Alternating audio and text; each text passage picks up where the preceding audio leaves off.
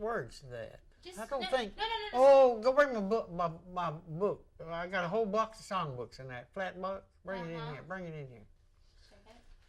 Yeah, well, then you do the ones you know by heart first. Just even if you only know one verse of it. We could even hum it. Oh, that wouldn't be no good. Sound like a bunch of bees. No. That hey boss. Hey boss man, won't you hear me when I call? You're not so mean, you're just tall, that's all. That's all I know. That's all she wrote. Can you hum that a little bit?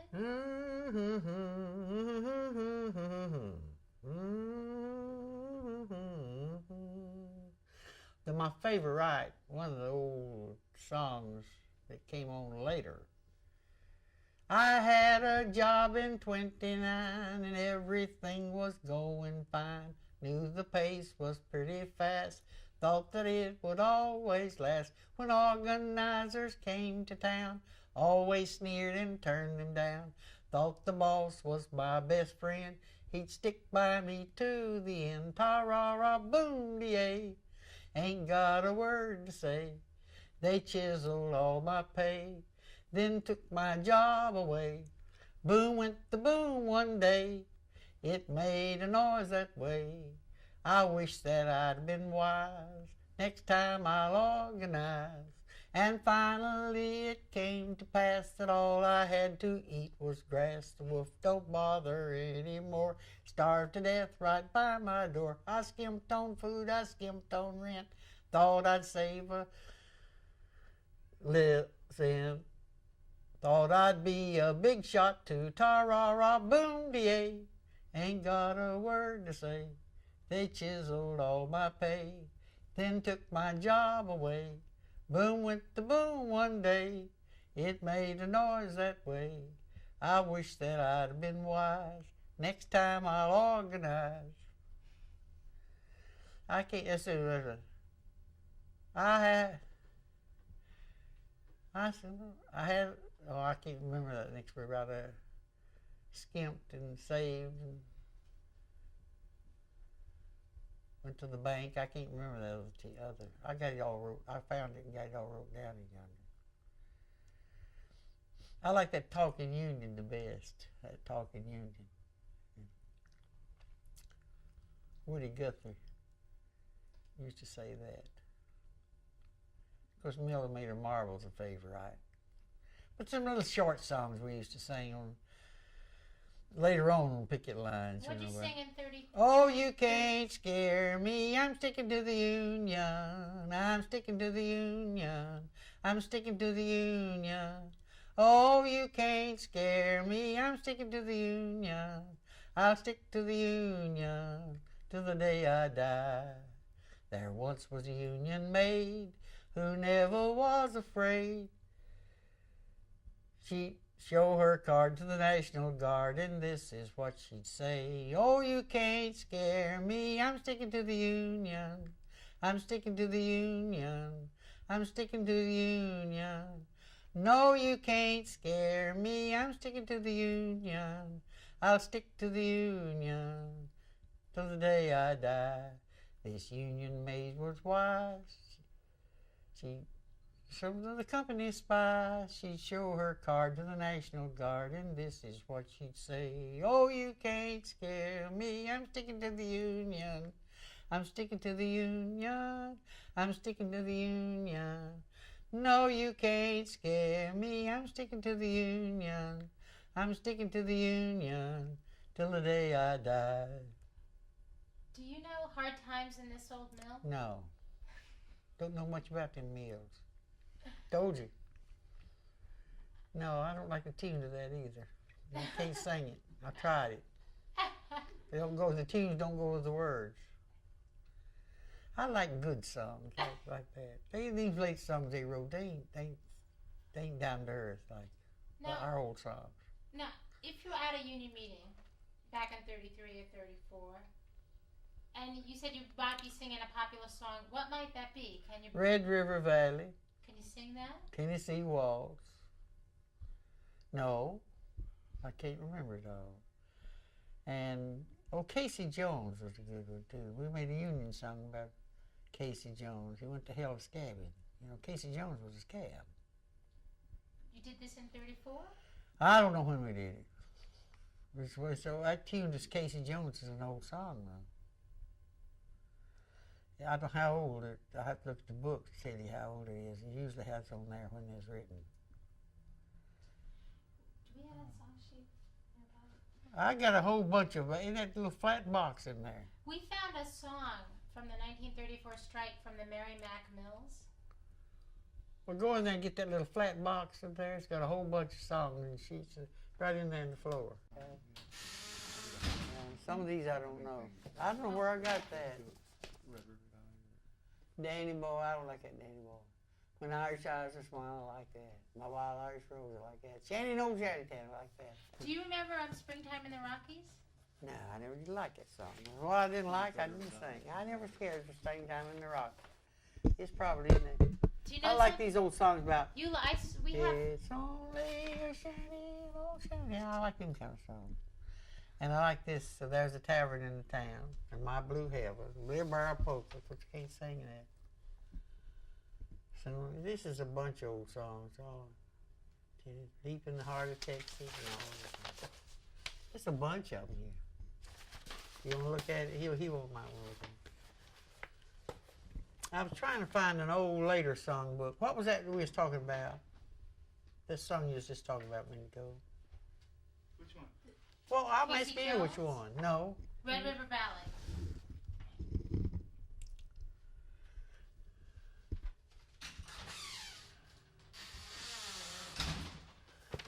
May not be in that song. It's in one of these. I know it's in one of these songbooks. Give me a handout to revive me again. Yeah, it might be in this book right here. Eula, can we sing that one? Maybe I can show you this song sheet. All right. Okay.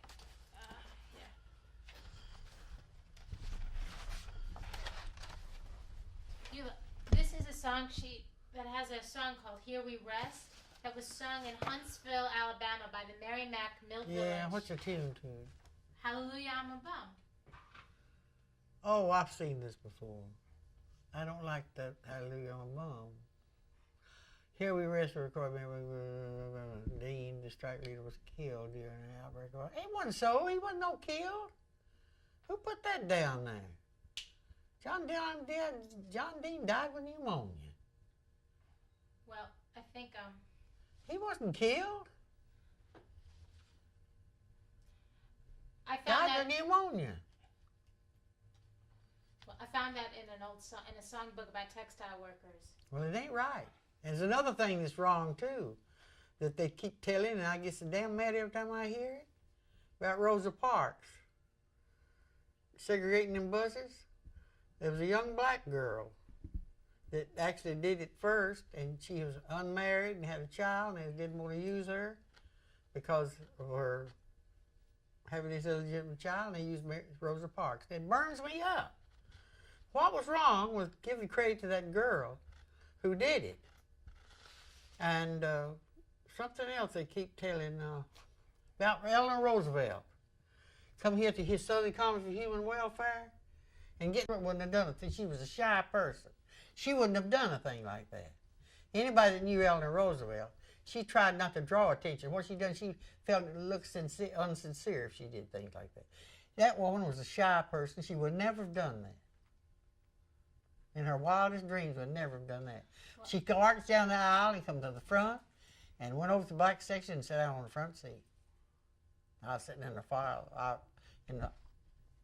loft, and I saw it. I seen it. And saying he was killed during the strike. That ain't so. All right, well, I'll have to let the guy who wrote this book know. Well, it ain't so. He died of pneumonia right here. He was at our house, and it was turned chilly. It was summertime, but it turned real chilly that night. We were going to Gadsden to a meeting. John, I said, John, you need something on. He had on an old sweater of mine. Now, I remember that night he kept pulling it down because he kept cleaving it up. And he caught pneumonia that night and died right here in Birmingham, Alabama. There's a hotel down here on the old second-rate hotel, which is gone now. Now, all during that time, John Dean didn't live long, and all that time they were out of our house so much, and my sister drove them that night to Gadsden. And I told John, we started out, I said, John, you need some kind of jacket. It's too cool. And he got one, I gave him one of my old sweaters. And he kept pulling, all the time he was speaking, he kept pulling the sweater because he kept crawling up. Why were you going to Gadsden? To a union meeting. To a union meeting. This is before the strike, you think? I don't remember. Or before or after. We met at Canterbury Station, in the hall at Canterbury Station. It used to be a community hall down there we used for everything, for plays and everything. And that's where we had a union meeting. At Canterbury Station. So I understand that they got the information wrong. History sometimes works out that way unless we get it. History, you're right. That's true. That's why we're talking to you right now. We praise thee, O God, for the strike of the South. And we thank you, Mr. Dean, for calling us out. Hallelujah, how we rest. I like this song. Hallelujah, Mr. Dean. Uncle Sammy, give us a handout, 'cause we're tired of these beans. I almost like this song. I like it because of John. I thought the world of John Dean. I thought the world of John Dean. He was a fine organizer, good speaker. But he couldn't match Albert Cox when it comes to speaking. Albert Cox was the speaker. We're standing on guard both day and night. We are doing our best to keep scabs away. See, I don't have. We still are 100 strong, and the strike still is on, and the scabs still are standing, but they won't scab for long. They won't live far out. But this is not bad. I'm not belittling, no one understand, but it's wonderful that they did it. Hallelujah, we are union. Hallelujah, ever rest. Mr. Seymour, send our checks out. We are standing the test. That's good. The scabs are all sore, 'cause we brought back Mr. D, and they swore to heaven they would get him again. Hallelujah, we are union. Hallelujah, where we rest. Hallelujah, come and get him. We are armed for the test. We thank you, Mr. D, Miss Berry, and Miss Dow, and for staying here with us through the strike they called out. Hallelujah, we are union. Hallelujah, where we rest. Hallelujah, come and get him, and we are armed for the test. That's good, yeah. Good effort. Eula, that's the only song that we have been able to find from the 1934 strike. Well, I don't remember anybody writing those songs. Nobody mind me, I had sense enough. Had good ideas, but not for singing. I'm trying to look for Red River Valley.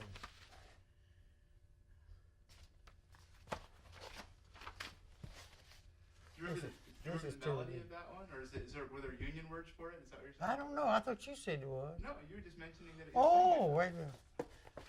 From this valley you say you are going. We will miss your bright face and sweet smile, for you're taking the sunshine from us. For it's brightened our pathway a while. I can't remember it all. But it ought to be here somewhere. Could you just hum the words? Can you hum the melody? Now here's a song right here. It may not be about the no, it ain't about the 1934 Aragon Mill.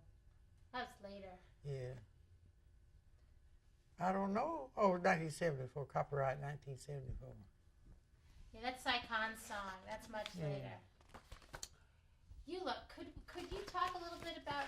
Could you read these words? Could you read them? The ones from that song. Yeah. Just read them. Clear your throat and read it strong. We praise thee, O God, for the strike of the South, and we thank you, Mr. Dean, for calling us out. Hallelujah, here we rest. Hallelujah, Mr. Dean. Uncle Sammy, give us a handout, 'cause we're tired of these beans. We're standing on guard both night and day. We are doing our best to keep the scabs away. We are 1,200 strong, and the strike is still on, and the scabs still are standing, but they won't scab for long. Hallelujah, we are Union. Hallelujah, here we rest. Mr. Seymour, send us our checks out. We are standing the test. The scabs are all sore, 'cause we brought back Mr. Dean, and they swore to heaven they would get him again. Hallelujah, we're Union. Hallelujah, here we rest. Hallelujah, come and get him. We are armed for the test. We thank you, Mr. Dean, Miss Berry, and Miss Dowd, for staying here with us through this strike you've called out. Do you think the workers perceive the organizers to have called out the strike? Yeah, I think it's bad. People vote to strike. People vote to strike?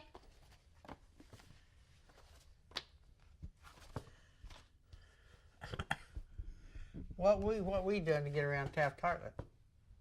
I'm still on tape. I better say that. We the way around it. Parlez-vous. The boss are taking it on the chin. Parlez-vous. The boss are taking it on the chin. Parlez-vous. The scabs are taking it on the chin because the strikers won't give in. Hinky-dinky, parlez-vous. The scabs are having a heck of a time. Parlez-vous. The scabs are having a heck of a time. Parlez-vous. The scabs are having a heck of a time trying to cross the picket line. Hinky-dinky, parlez-vous. The boss is shaking at the knees. Parlez-vous. The boss is shaking at the knees. Parlez-vous. The boss is shaking at the knees. He's shaking in his BVDs. Hinky-dinky, parlez-vous. We're gonna win the union shop. Parlez-vous. We're gonna win the union shop. Parlez-vous. We're gonna win the union shop. We'll clean the floor with a union mop. Sing hinky-dinky, parlez-vous. We're staying on the picket line. Parlez-vous. We're staying on the picket line. Parlez-vous. We're staying on the picket line until we get the boss to sign. Hinky-dinky, parlez-vous. Now I know we're saying that. You know, we have actual newsreel footage of cotton mill workers in Gastonia singing "We Shall Not Be Moved." Mm-hmm. Did you sing that? Oh yeah, that's an old standard. So Could that's you a sing religious that for song. us? I will Okay. tell you a story afterwards though. Okay. We shall not be moved. We shall not be moved, just like a tree that's standing by the water. We shall not be moved. The union is behind us. We shall not be moved. The union is behind us. We shall not be moved, just like a tree that's standing by the water.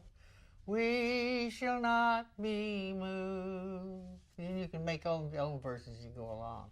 Whoever is locally prominent, whatever. Like what? Can you don't have to sing from that book. You could. I'm right looking. at. I'm trying to find a song in here. But why don't we? But let's just sing "We Shall Not Be Moved" for a moment, and then we'll look for that song. Well, you have to make up things as you go according to the situation you're in. Like whoever's the leader there, you say so and so's behind us, and so and so's behind us, and so and so's behind us. Could you sing the verse again with "The union is behind us" without? The union is behind us, and we shall not be moved. The union is behind us.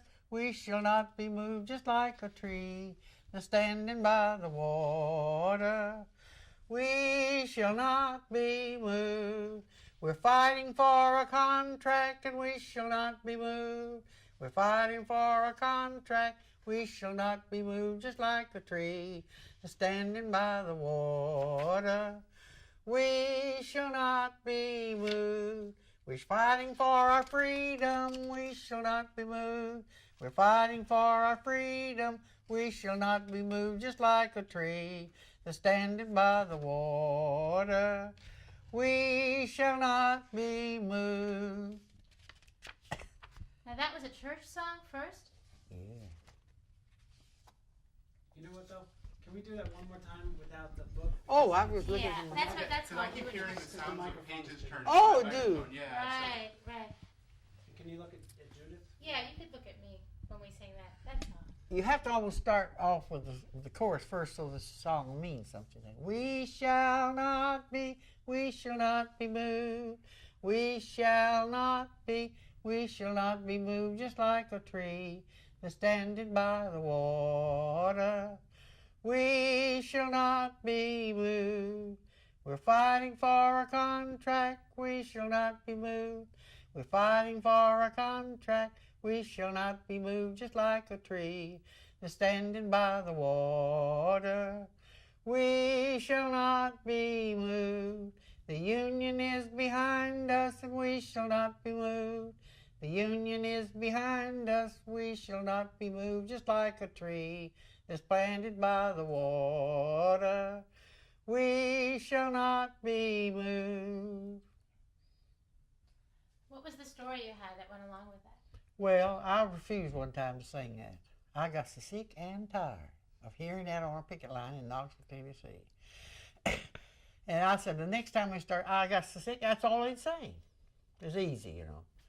And they'd sing it over. And I said, the next time y'all start singing this song, I'm going to leave this picket line and go to Union Hall. I'm so sick and tired of hearing it. I got for a long time, every time I'd hear it, because every time you sit together, we shall not be moved song. I just got tired of it. And I said, I won't not go on the picket line as long as y'all sing that song. I hate it. I've been hating it, but I'm tired of listening to it. Sing something else. Now, when you were at Selma on the picket line, how many? The plant was big. Were you all around the plant? Where Well, was the plant had a fence around it. Okay. That was easy to have picket lines when plants had fences around them because you could block the gates easy. When they got to putting these plants out in fields where they can come from all different directions, picket line wasn't very effective. But as long as they had fences around them mills, you could block the gates. Now tell us about the picket line at Selma. That's what I'm saying. They had to go in a certain gate. And you didn't have to... well, you know, we didn't have much trouble with the law out there. I don't know why. It just didn't bother... Nobody seemed to bother us much. We didn't have many people trying to scab. Most of them went somewhere else, I guess, on a job. But honestly, the picket line wasn't we didn't have no trouble. One day that so-called leaders, that was the leaders of the union, come down and was going to scab. And I never will forget one young fella, his daddy was in the bunch, and he was a second hand too. And that child, tears come up in his eyes, and he said, I can't hit my daddy, but some of y'all get him, and I'll get some of the rest of them. And he said, yeah. He was on the picket line, and here come in. There were second hands, all of them came in was second hands. He said, I can't hit my daddy, but said, some of y'all get him, and I'll get somebody else.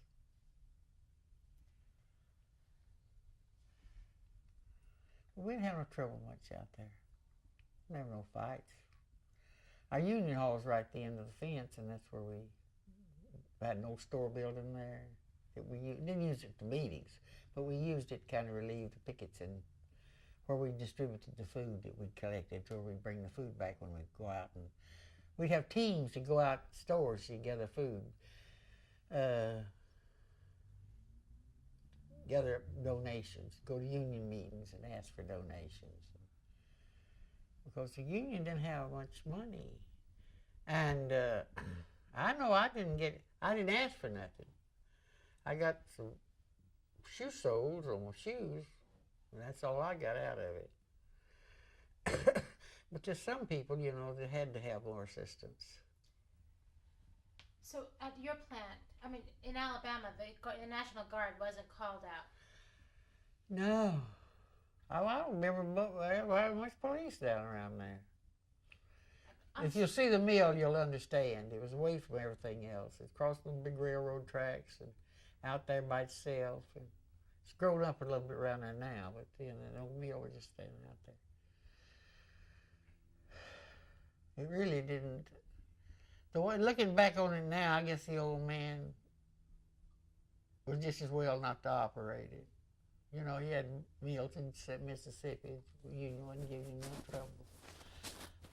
But he did reopen and recognize the union later on, as I told you. But I was gone from here then when that happened. They didn't give up the union when I went back. They still kept the union going and kept trying to, and finally got a contract. You know, can we, in terms of Hey Boss Man, we like that song so much. It ought to be in one of them songbooks there. Could you sing it again and then just hum a couple of those verses? The humming's beautiful. Just a couple. Hey, boss man, won't you hear me when I call? You're not so mean, you're just tall, that's all. Oh, yeah, I can't hum much. It sounds a little silly. Come on, try it. Yeah. It sounds beautiful. Come on, hum it.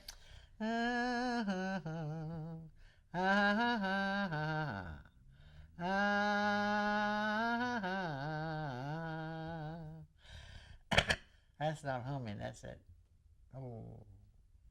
southern feel hand. It's gorgeous. It's Yeah. beautiful. Really nice. Do a little more.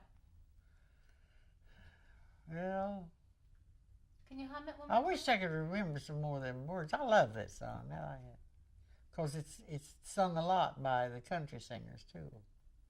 And there's another one that's sung a lot with.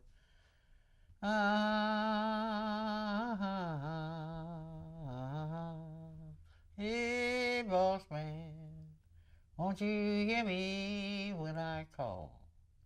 You're not so tall. You're just tall, that's all. I made a mess out of that.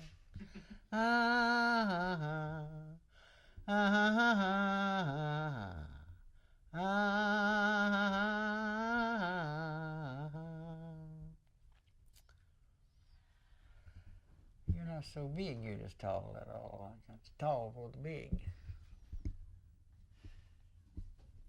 Now, we found some really interesting things that were sent from the National Union to the local unions once the strike was called, because I know that they were communicating to each other. Do you have that handy? Well, I had to be. It's in the car. Do you remember that? I wasn't no officer. Till later. You know, I wasn't, like I told you. Well, it's And when the strike come, I couldn't stay down here. I had no way of making a living. I had to go home before I could eat. I was gone a lot of time from here during the strike. My folks lived out in the country, and I had to go out there some and stay. I couldn't stay on the picket line all the time. I had no visible means of support. And I had to go home and stay some to eat and to live. And they'd come up, Albert Cox would come take me up there, and then I'd stay a while, and then he'd come back and get me. And he'd drive up on those Chandler Mountain and get me when they thought they had to have me. But I couldn't stay. See, I didn't have nowhere to live. When I lost my job and when I was out on strike, I had nowhere to live. So, and then where? My husband, my sister and her husband had separated in time, you see. And she was working for the National Youth Administration. And I had nowhere to live. So I lived with her. She had no home here then. And she was on the road. Her children stayed with her mother-in-law. And I had to stay, Mom and Papa lived up on the mountain because they bought that little farm up there. They had to go up there to live, to get by. And I had to go up there and stay some too, because I just couldn't stay down here because I had nowhere to stay. I did stay a night or two with the girl that lived right above the plant, as long as she could maintain, she had a sleeping room, and I slept with her some.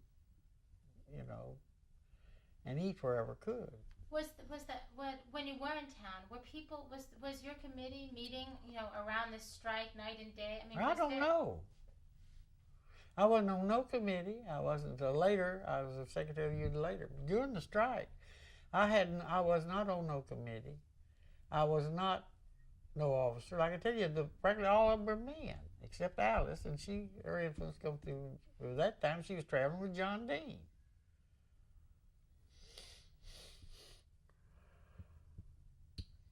I couldn't stay. If you can't have a place to live, you can't live on the streets. Some people could, but I couldn't. Did you hear about the violence in Honeypath and what was going on in South Carolina, North Carolina? Very sketchy. Very sketchy. I didn't know much was going on up there. Whether I heard about it then or later, I don't know. Ida Mae told me a lot of stuff. She was up in there then. She was working. She wasn't working in the plant, but she was up in that. She lived in that area. And her mother was a mill worker during that strike. Ida Mae McAfee. And later on, I don't know if I knew I can't know what I knew about it then or was told about it later. I do know what happened. But whether I heard about it at that time when it was happening, I don't know.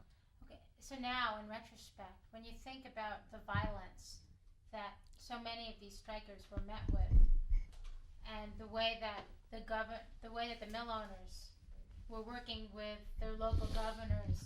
Well, like I say, in North and South Carolina, the textile industry practically controlled the state and politicians in North and South Carolina. And to some degree, Georgia, too. But especially North and South Carolina. I learned this from people who later on, there's one guy was very active in striking later on. I can't remember his name, and I wish I could. I was thinking about him the other day. But he was a textile worker. He went on to be in the state legislature, but he was in that textile strike over there. I know it ain't Fritz Hollins, but I can't think of his name now. He was a good friend of Ida Mae's, and he was in the state legislature later on. What did you think of, when the strike was over? Can you talk about when the strike was over and they called everyone back to work and the promises that were made? I don't remember no promises. I don't remember no promises. We said, well, I could come out.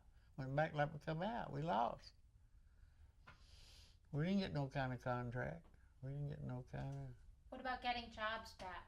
I don't know if nobody wasn't rehired at our place, if they wanted their job back.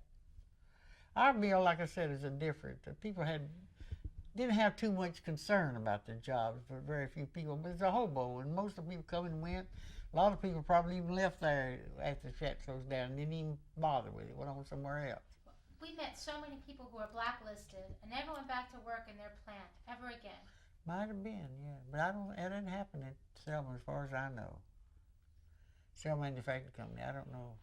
What do you think about the fact that so many of your brothers and sisters who were trying to do the same thing you were doing got blacklisted like that? Well, the blacklist is no good for any reason, and certainly for the union. Of course, it's just dastardly, but what could you do about it? You could feel sympathy, but that don't help none. You have to have, and even then, when you pass laws, I've always said that laws are passed for law-abiding citizens. People who want to violate the law will find a way to violate it. And that goes for companies too. They'll find something to fire you for without the real reason, and it's up the burden of proof is used, and they fired you for that. That's the hardest thing to have to tell a worker. You know that? I never told a worker you can't be fired for joining the union. Boss can fire you for any reason. Now, if you can prove he did it unfairly, you can get your job back. That's why I always tell the worker, your best protection, if you're going to join a union, is to let the boss know you're active. Then you've got better ammunition to fight him with if he fires you. You first have to prove the boss knows you're a union member. And 9 times out of 10, them people they whisper to each other, and somebody will go tattle on them. And they'll have no support when they come to trial to prove the boss knew he was even in the union. You understand? That's why I never relied on laws. And I tell the people, now the law says this, but laws are always broken. Your best bet, if you're going to be in the union, is to let the boss know you are. That's your best protection against being fired for union activities. Because the first thing you got to prove the boss knew you as a union member. We have a couple of questions, and I'd love to. Could you look up for a second? Sure. I'm going against daylight going down. Daylight saving time now. That's true. It's 6. It's after 6. Skicks. After skicks. How long would it take us to get out to, okay. Can we go in a little closer? Tell us, this is a long question. It's a long answer and it's a short question. And you've been talking about it a little bit in and out all over this morning. After the strike was over, what did you learn from the strike, and what did it do for you over the next 40 years in terms of making the decisions for you being involved in the labor movement? It was the beginning of my life. If you want me to explain that, I would be living today if I had stayed in the cotton mill. I have no doubt about that. And when I was fired and had to get into union work full time and was put on the staff, it meant the beginning of a long, good career in something that I love to do. I had job security, I didn't worry about getting fired. And it gave me a stepping stone to do things to help people, which I've always wanted to do all my life. And it just meant open the whole door. I mean, give me a new perspective on, well, not only I had the perspective, but it gave me an opportunity to do things that I would have enjoyed doing and loved to do. And I wouldn't take nothing. I've often said that it meant I have completely been happy with my life. But I would not have been able to have done it without my mother and father. Taking responsibility of my child, leaving me free, absolutely free. There's a lot of people who have done as good as I done, but they didn't have the opportunity I had. They could have done as good a job as I've done and worked just as hard and meant just as much, but they didn't have the opportunity that I did. And I think that I'm thankful for that. That I had a family that backed me and was able to support me, and I supported them so they could support me. After the strike, unlike a lot of people, you actually went back to work. You went back to work at the cement manufacturing plant and maintain your union. Could you talk about that some? Well, we carried on our union activity, but then I got in the Women's Trade Union League, which is an organization that was formed way back in the late 1800s to try to help women workers. The first, I don't know of any women's organization. It wasn't predominantly a women's organization. We accepted men. And we accept non-union women. A certain percentage of our membership could be non-working women. We had a lot of good support from a lot of good prominent women. We had several women here in Birmingham. We had a federal judge, Louise O. Charlton, who was a federal judge, was in our trade union league. We had a couple of women lawyers. First women lawyer I ever knew was Cora Thompson. She was active in our league. And when my local fell apart, just had a few members enough to maintain the charter, I devoted, and especially after I got fired, my time to the Women's Trade Union League. But you got fired because I went to a convention of the Women's Trade Union League. Okay, so you were working at the Cement Manufacturing Company. That's right. You still maintain your local union. Yes. And you were involved in this organization. Well, we weren't active in the local union. You know what I mean? We were active kind of undercover. Okay, but when I went to the... could you start that again? Because that's really important. Well, see, we just had a few members. We tried to hold a charter. We was playing low key because we had no job protection. As far as I know, the company didn't know we still had a local. But I was active in the Women's Trade Union League, and the league gave me a scholarship, what they called it, to the convention. And I had asked Joe to let me be off that month. He didn't ask me why, and I didn't tell him why. I mean, a week. He didn't ask me why I wanted off, and I didn't tell him. And he said, well, near time, I asked him way in advance, and he said, near the time, remind me if I can let you off, I will. He let me off.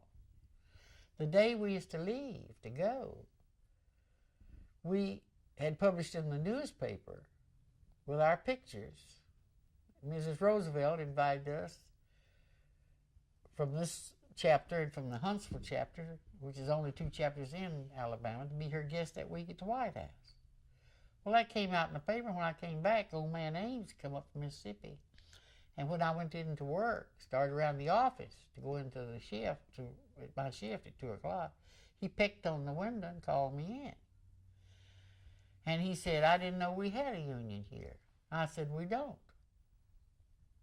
He said, what's this thing you've been to in Washington? And I was trying to explain, and his daughter was trying to find out all about the White House. She thought it was wonderful I'd been up there. She was sitting in there, too. And she began to ask me what the White House, blah, blah, blah, and he told her to shut up. And he fired me right there on the spot for union activity. That ended my career as a spinner, thank God, which I was lousy at. He was getting rid of a bad hand, and I was getting rid of a bad job. So that's how that came about. After that, I don't know what happened, because I just lived behind the mouth for a year and got volunteer organizing. I still went to these council meetings, and I worked with women's auxiliaries, and I worked on union label, tried to get union labels at the store. And I had a friend who was on WPA, and I slept with her, and she gave me a donut and a cup of coffee every morning, and the rest of the day I got something to eat wherever I happened to find it. And once in a while, the trade union league give me a couple of bucks. Hugh DuBose, sometimes I'd go to a union meeting, I'd leave, it'd be $5 slipped in my pocketbook. I wouldn't even know who did it. But I got by, but had nothing. But and the people, my friends would take me out to eat, you know. And like I said, I had a bed to sleep in with this friend of mine who was on WPA. And I felt really bad about, I had something, I just didn't want to go to apply for WPA. But I finally went down, I got so ashamed of sponging off Ruth, and I finally went down, I couldn't get a job, and I applied for WPA. Why didn't you look for another job in a factory or a mill? It wasn't none here.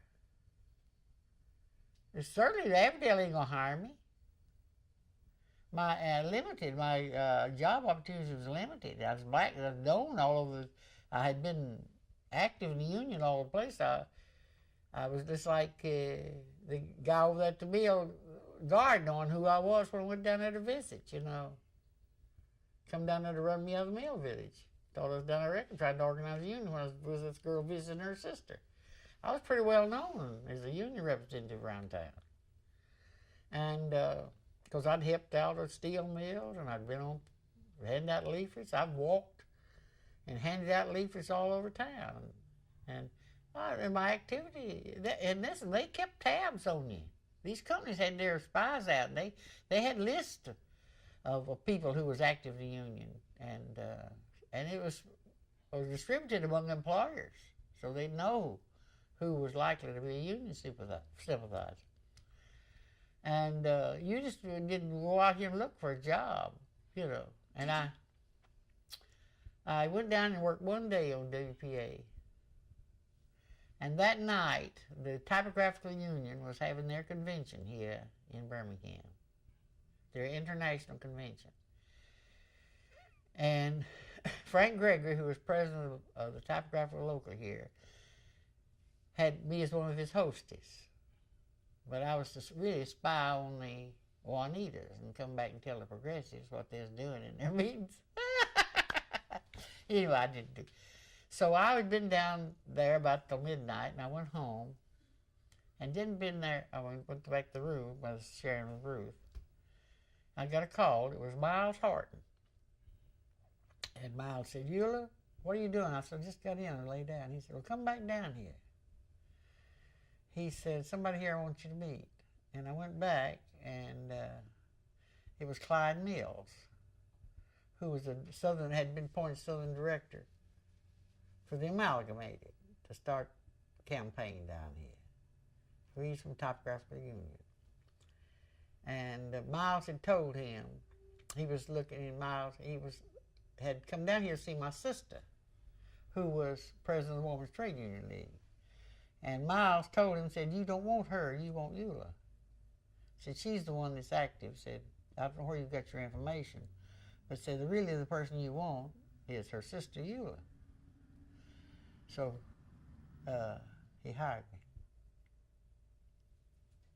See, I'd worked a year on the staff during the TWOC days as a temporary. Okay. Could you? But that's when I went to work for the Amalgamated. Could you talk? Could you? Well, let's think. Should we go so that we don't lose the light? The ARA started this operation of ARA in Atlanta. Stop. I hardly ever. You were fired. You were blacklisted. You were kicked out of your house. You had to go through all sorts of trouble. You went through something that was really tough. It must have meant something to you. And how did you? Made me mad. Made me fight harder to overcome it and help other people keep going through what I did. I'm that type of person.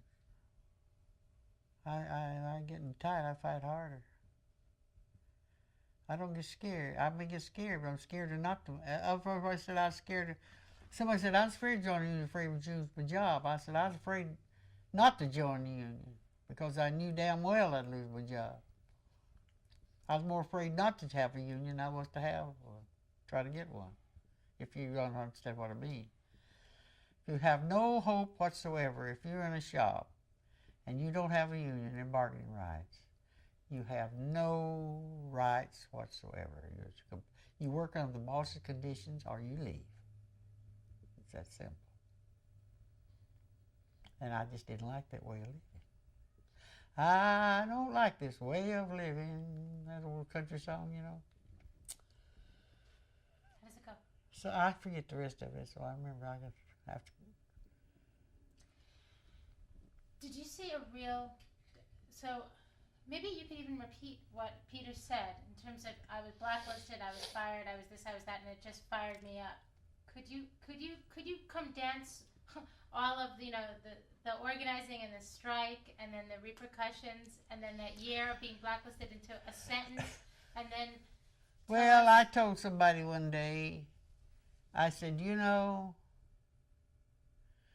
I was young and I was working, and I said, but when I paid $1.50 to vote and joined the Democratic Party and a labor union, I didn't go nowhere but up after that. I had what the future a person have if they don't have some hope? And if you're just working every day in a mill with no say-so-ing under your conditions, I just wasn't raised that way. I just believe, just like I told you my father said to me when I was 8 years old, why shouldn't workers be organized? Everything else is organized. And why shouldn't workers be organized? Why shouldn't they? He said, you're in business, same as the boss is. And you should help him make that business go. But the same token, you should have to say something about your working conditions. Because you're in business, same as he is. He's putting up the money, but you're putting up your life and your labor. And I was raised that way.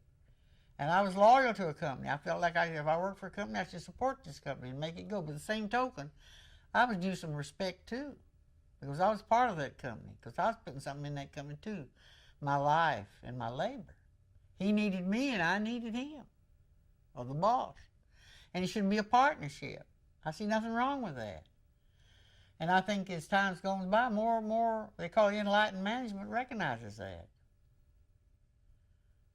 A disgruntled worker can do a boss more harm if they don't have some way to let off that steam and get that grievance solved, they can cause the company more grief than you can imagine if they haven't got some way of settling their problems. What do you think the South lost by blacklisting so many of the leaders of the textile local union in 34? I don't believe nobody believes there's such a thing as a blacklist, except us that were blacklisted. And that would be hard to prove, too. Although we knew we were, but we've never seen one. But we know that it exists.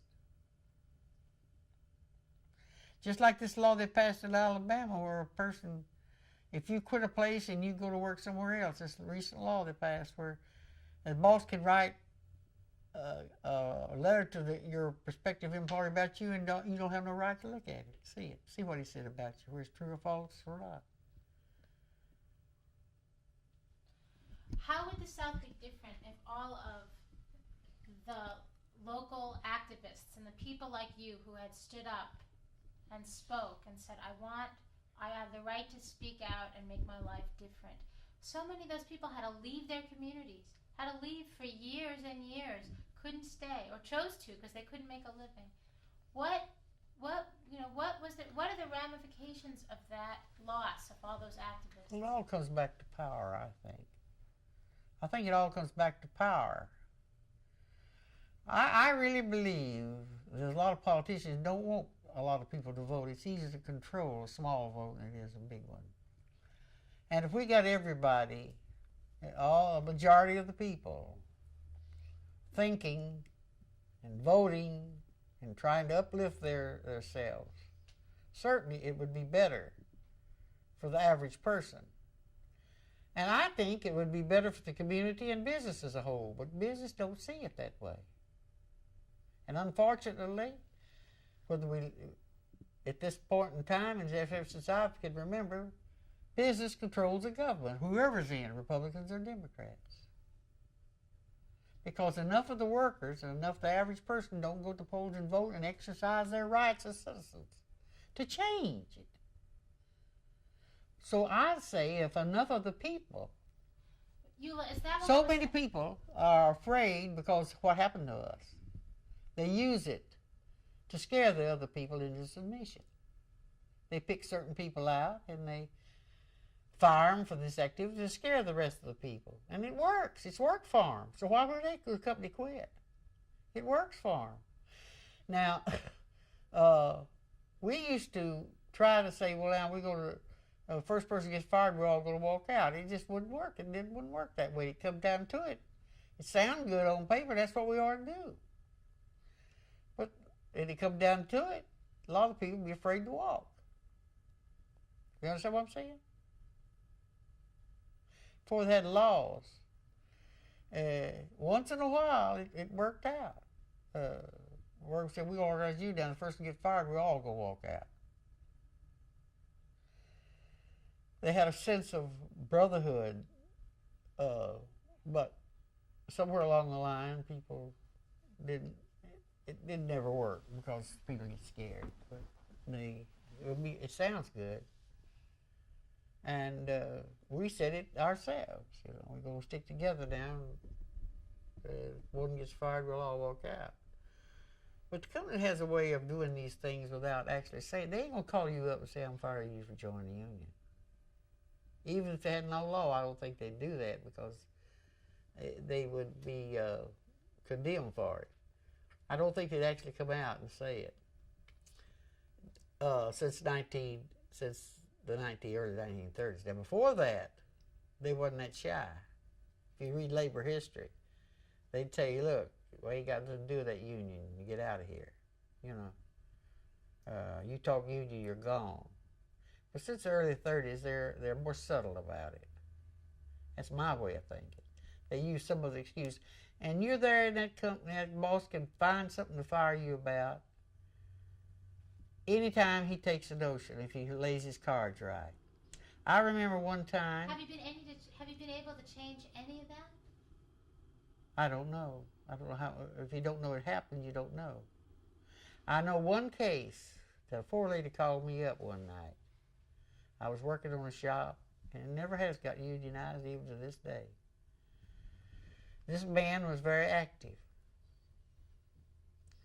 and she was a nice lady, poor lady, and he was open. The company worked about 1,400 people. It's still a manufacturing company. I don't mind telling you, making suits in Bremen, Georgia. And she called me up one night, and she said, told me, he said, he said, I wish you'd tell him to be a little careful. Said, I heard the boss talking the other day, said they're going to find something to fire him about. And I went down and told him, and then what I heard, and he said, well, I don't care. He said, if they do fire me. But he didn't really mean it. But what did happen, he was driving the truck between the factories and taking work. He had been a presser. And then I heard they'd put him back on the press and took him off the truck. Instead of firing him, they put him on the press and took him off the truck. So I went down, I can't think his name, his name was Rose. They both worked at the plant. And I went down there and he said, well, Eula didn't fire me, but they put me back on the press. They had heard him say if they ever put him back on the press, he'd quit. So they put him back on the press thinking he'd quit him. The old man just didn't have really guts enough to fire him outright, I don't think. And he said, I was so mad at myself, said I ought to quit. I said, my boy's in college and I need a job. And if he ain't retired, he's still on that press. Now that's a case that I know happened. Others, are hard to prove because they can do it so subtle. Now we had a 4 lady in Spartanburg, South Carolina. Yeah. Ida Mae